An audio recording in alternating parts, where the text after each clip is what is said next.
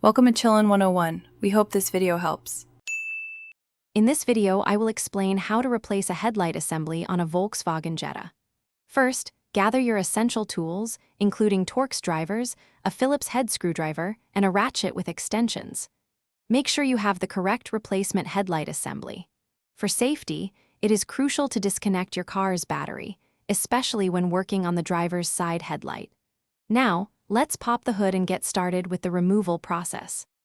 To access the headlight assembly, you'll first need to remove the front grille. Look for tabs and Phillips screws that hold it in place, then carefully detach it.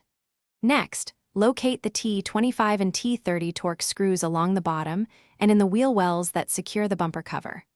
Once all screws are removed, gently pull the bumper cover forward, disconnecting any electrical harnesses for fog lights or side markers as you go.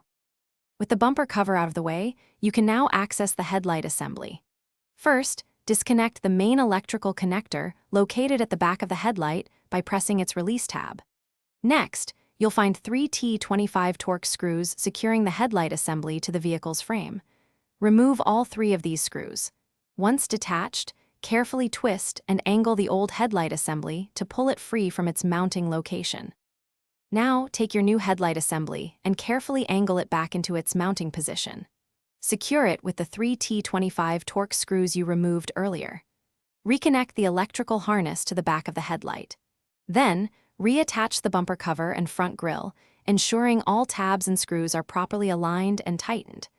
Before finishing, test your low beams, high beams, and turn signals to confirm everything works correctly. Check the description for a link to leak-proof meal prep containers and other great deals. Thanks for watching. Consider subscribing if we helped you.